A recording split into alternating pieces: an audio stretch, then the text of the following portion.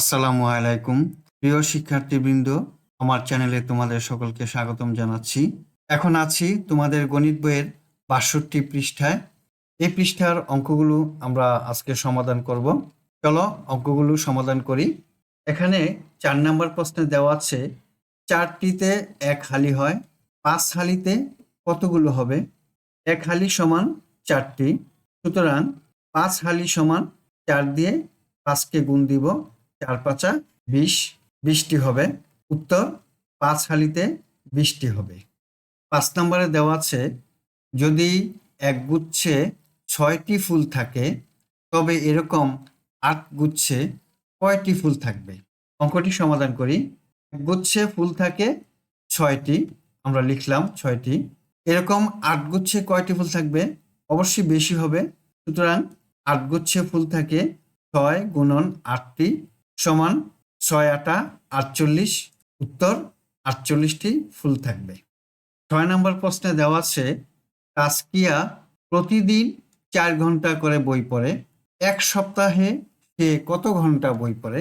প্রতিদিন অর্থাৎ প্রতি একদিনে সে বই পড়ে কয় ঘন্টা? ৪ ঘন্টা। তাহলে এক সপ্তাহে সে কত ঘন্টা বই পড়ে? আমাদের জানতে হবে এক সপ্তাহ সমান কত দিন। চলো অঙ্কটি সমাধান করি। আমরা জানি এক সপ্তাহ সমান ৭ দিন। তাসকিয়া একদিনে বই পড়ে ৪ ঘন্টা, সুতরাং ৭ দিনে বই পড়ে ৪ গুণন ৭ ঘন্টা সমান ২৮ ঘন্টা। উত্তর ২৮ ঘন্টা বই পড়ে। ৭ নম্বরে দেওয়া আছে এক দিস্তা কাগজে ২৪টা থাকে, এরকম ১২ দিস্তায় কতটা কাগজ থাকবে? আমরা সমাধান করি।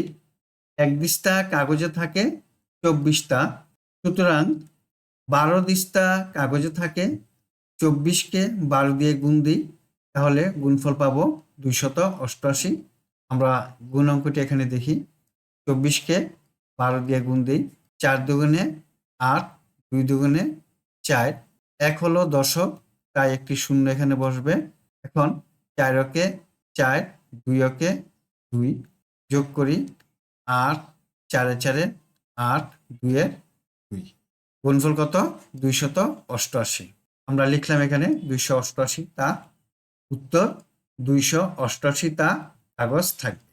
৮ নম্বর প্রশ্ন ১০০ পয়সায় ১ টাকা হয়, ১০ টাকায় কত পয়সা হবে? সমাধান করি। ১ টাকা সমান কত পয়সা? ১০০ পয়সা।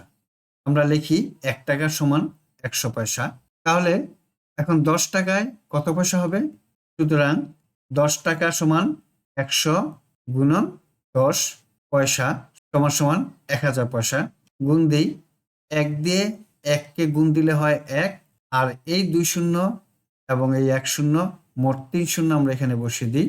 গুণফল ১০০০ পয়সা। উত্তর ১০০০ পয়সা। ৯ নম্বরে দেওয়া আছে একটি বইয়ে ১৩০ পৃষ্ঠা আছে, এরূপ ২৮টি বইয়ে কত পৃষ্ঠা আছে? আমরা অঙ্কটি সমাধান করি। একটি বইয়ে আছে কত পৃষ্ঠা? ১৩০ পৃষ্ঠা লিখলাম। সুতরাং ২৮টি বই আছে, ১৩০কে ২৮ দিয়ে গুণ দিই, সমান ৩৬৪০ পৃষ্ঠা। আমরা এখানে গুণ দিয়ে দেখি। ৮ শূন্য শূন্য, ৩ ৮ ২৪, ৪ হাতে ২, ৮ কে ৮, আর হাতে ২ ১০। ২ হলো দশক, তাই একটি শূন্য বসবে। ২ শূন্য শূন্য, ৩ দুগুণে ৬, ২ অকে ২। এবার যোগ করি ৩৬৪০। উত্তর ৩৬৪০ পৃষ্ঠা। ১০ নম্বর অঙ্কে দেওয়া আছে মিলির টাকার ১৪ গুণ টাকা মুন্নির কাছে আছে।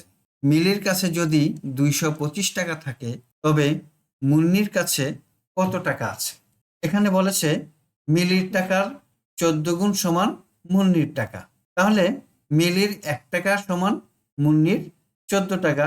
আমরা অঙ্কটি সমাধান করি। মিলির ১ টাকা সমান মুন্নির ১৪ টাকা, সুতরাং মুন্নির কাছে আছে ১৪ গুণন এই ২২৫ দিয়ে গুণ দিই, গুণফল ৩১৫০ টাকা। আমরা গুণ দিয়ে দেখি। দেখো ৪ ৫ ২০ শূন্য, হাতে আছে ২, ৪ দুগুণে ৮, ৮ আর হাতে ২ ১০, ১০ শূন্য, হাতে আছে ১, ৪ দুগুণে ৮, ৮ আর হাতে রেখে ৯। এবার ১ হলো দশক, তাই একটি শূন্য বসবে। এখন ৫ অকে ৫, ২ অকে ২, আবার ২ অকে ২। এবার যোগ করি, গুণফল ৩,১৫০ টাকা। উত্তর মুন্নির কাছে আছে ৩,১৫০ টাকা।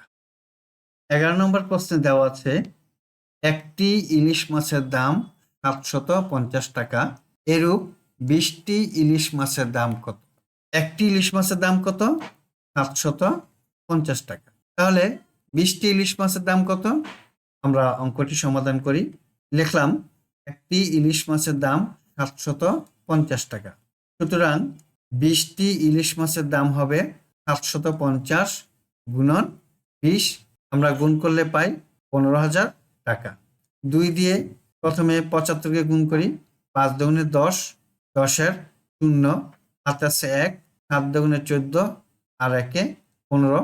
এখন এই ১ শূন্য আর এই ১ শূন্য, ২ শূন্য আমরা এখানে বসিয়ে দিই। গুণফল হবে ১৫,০০০ টাকা। উত্তর ১৫,০০০ টাকা।